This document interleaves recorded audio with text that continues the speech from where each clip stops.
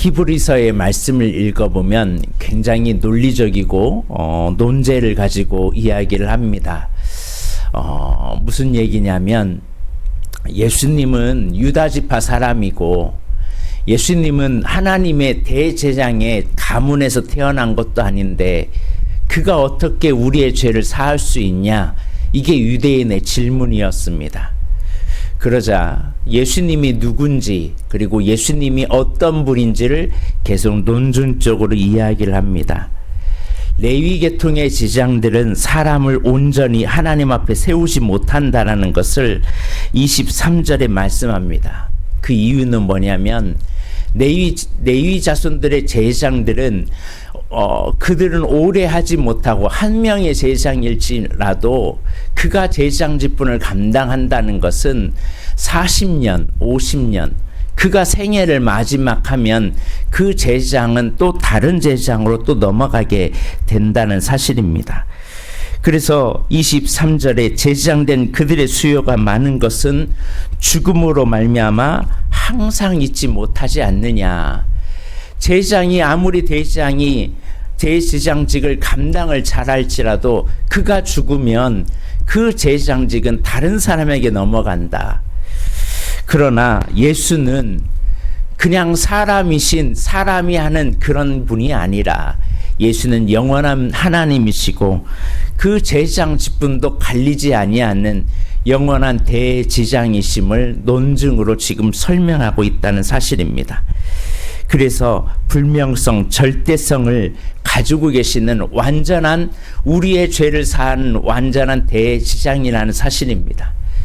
또한 이 육신의 제장의 문제는 뭐냐면 대제장일지라도 자기가 죄를 지어서 자기 문제를 해결하고 백성의 죄를 사하지 않느냐. 그러나 예수님께서는 점도 없고 흠이 없고 죄가 없으신 분이라 자기 제사를 드리실 분이 아니라라는 사실입니다. 그래서 그는 날마다 자기 제사를 드리지 않고서도 하나님께로 연결하는 분이 예수 그리스도라는 것을 오늘 유대인들에게 설명하고 있습니다. 왜 유대인 그리스도인들이 다시 유대교로 들어가지 말아야 하는 이유에 대해서 설명합니다. 유대인들은 자꾸 반복적인 제사를 드려서 죄의 문제를 해결하지만 한 번에 완전히 이루신 분은 예수 그리스도이기 때문에 그 예수 그리스도를 믿어야만 구원을 얻는다라는 확증을 가지고 말씀합니다. 그리고 나서 25절에 영원하신 대제장이신 예수님은 항상 살아계신 분이다. 우리를 위해 간구하신다. 육신의 대제장은 한계가 있지 않냐. 그는 언젠가는 죽음의 사람입니다. 그러나 예수님은 죽지 않고 영원히 불변하시는 우리의 완전한 죄를 해결하신 분이십니다. 그래서 25절 중간에 온전히 구원할 수 있으니 라는 것은 완전하게 끝까지 우리의 문제를, 죄의 문제를 해결할 수 있는 분이 예수님이다 라는 것을 논증합니다.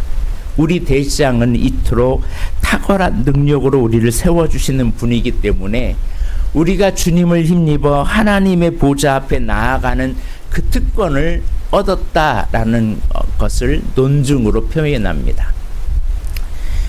육신의 대제장은 대제장 혼자만 지성소로 들어갈 수 있지만 예수님으로 말미암아 누구든지 그를 믿는 자마다 하나님께로 나아가는 길을 열어놓으셨습니다. 그래서 예수님이 십자가에서 달려 죽으실 때 이제 십자가에서 운명하실 때 휘장이 위로부터 아래까지 쫙 찢어져서 이제는 그 예수를 믿는 자마다 예수님 앞에 나아가는 길이 열렸다라는 겁니다. 그러므로 이제는 대제사장만 나아갈 수 있는 길을 열어놓았지만 이제는 누구든지 하나님 앞에 나아가는 길을 누가 열었냐? 예수 그리스도께서 열어주셨다. 그러므로 그분은 우리를 온전히 구원할 수 있는 유일하신 분이시고 그는 살아계신 하나님이기 때문에 여러분 유대인으로 돌아가면 안 되고 온전히 하나님께로 나아가야 합니다. 라는 말씀을 지금 하고 있다는 사실입니다. 좀 어려운 말씀이지만 요즘은 점점 사람들이 편리주의식 그리고 자기식으로 예수를 믿어요. 그래서 유튜브에서도 보면 또 여기저기 뭐 자기가 하나님이라고 하고 자기가 뭐 멜기세덱을 반차를 쫓은 사람이라고 하지만 그들은 영원한 불면의 생명의 능력을 가진 사람이지, 아니 불면의 생명의 능력을 가지지 않는 사람이지, 불면의 생명의 능력을 가진 분은 오직 예수 그리스도라는 사실입니다. 이 세상에 다른 이로서는 구원 얻을 만한 이름을 준 적이 없는데 사람들은 내가 이만희가 불면의 능력의 생명을 가진 사람이다, 이만희가 죽지 않는다고 말을 해요. 여러분, 이만희가 죽지 않나요? 노쇠해가지고 제대로 걷지도 못하는데, 안상홍은 뭐 자기는 영원히 불면한다라고 말했던 사람도 이 식사하다가 잘못해가지고 죽은 사람이 이 안상홍이거든요. 이 사람이 영원히 죽지 않는다고 하는 것은 사람은 영원히 죽지 않을 수가 없어요. 인간의 한계예요. 어떠한 종교도 나는 불면한다라는 것은 그런 사람이 될 수 없다는 사실입니다. 오직 불면한 생명의 능력을 가진 분은 예수 그리스도밖에 없다는 사실입니다. 그는 항상 살아계셔서 우리를 위하여 친히 간구하는 분이세요. 이 세상의 모든 슬픔, 아픔, 고통을 다 경험하시고 내가 너를 안다. 나도 그 일 당했다. 배신당했니? 나도 배반당했다. 그토록 사랑하는 제자들을 따라다녔지만 다른 이들은 다 주를 버릴지라도 나는 절대로 주를 버리지 않겠다는 그 베드로가 먼저 부인했다. 예수님은 이런 아픔을 당하셨어요. 아무 죄가 없는 분이 억울함을 당하셨어요. 이 세상에 예수님보다 억울한 분이 누가 있겠습니까? 이 세상에 예수님보다 정말 아픈 사람이 누가 있겠습니까? 질병이 있는 사람도 예수님보다 그런 고통을 당한 자가 누가 있겠습니까? 이 세상에 암이 있을지라도 예수님보다 심한 고통을 당한 사람이 누가 있습니까? 그 대장이신 예수님이 어떤 분인지 26절에는 또 이렇게 설명합니다. 그는 우리에게 완전한 대제사장으로서 하나님께 나아가는 길을 열어주셨는데 그분은 어떤 분이냐면 거룩한 분이다. 그분은 악이 없다. 그분은 더러움이 없다. 죄인에게서 떠나 계시고 하늘보다 높이 되신 분이시다. 그러니까 인간의 제사장과는 차원이 다른 거예요. 왜? 인간의 제사장은 죄가 있잖아요. 인간의 제사장은 문제가 많잖아요. 인간의 제사장은 거룩하지 않잖아요. 그러나 완전한 제사를 이루실 흠이 없는 이 제사를 이루신 분은 오직 예수님밖에 없다라는 사실입니다. 인간 제사장들의 치명적인 약점은 그들 자신도 죄인이라는 거예요. 죄인이 어떻게 죄인의 문제를 해결하겠어요? 죄인이 어떻게 죄인의 문제를 해결하겠어요? 그래서 제사장들은 자기를 위해 먼저 제사를 드리고 나서 백성의 죄를 위해 제사를 드려야 했다. 그래서 날마다 제사를 반복해야만 했지만 그러나 주님은 단번에 자신을 십자가에서 드려서 우리의 모든 죄를 속죄를 이루신 분이 예수 그리스도다. 그래서 그 예수님만이 구약의 제사장의 직분을 완전하게 이루신 완성하신 분은 예수 그리스도라는 것을 논중으로 지금 설명하고 있다는 사실입니다. 그래서 28절에 율법이 세운 약점이 있는 인간 제사장과 하나님의 맹세로 세운 그 하나님이신 그분이 우리의 모든 죄를 속죄하기 위하여 이 땅에 오신 그분으로 말미암아 우리가 구원을 받았던 그 7장에는 그것을 비교하고 있다는 사실입니다. 인간 제사장은 결점투성이고 문제투성이고 완전하지 않지만 예수님은 완전하다. 그러므로 여러분 예수님 떠나면 안 됩니다. 그분 앞에 있어야 합니다. 그분을 떠나면 여러분은 죽습니다. 그 말을 지금 하고 싶은 겁니다. 세상에서 바라는 모든 것들은 어느 순간 다 넘어져 간다는 사실입니다.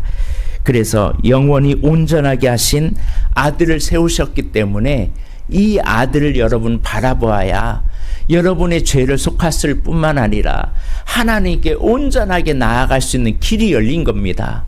그런데 이 예수를 핍박이 있다고 고난이 있다고 주님을 떠나서야 되겠습니까?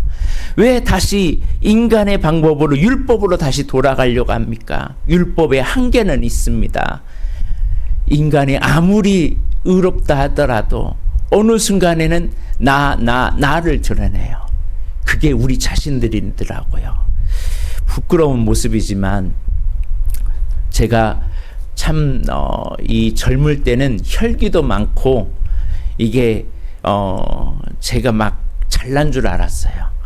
막 사람들이 야 설교도 잘하고 목소리도 좋고 막 잘난 줄 알았어요.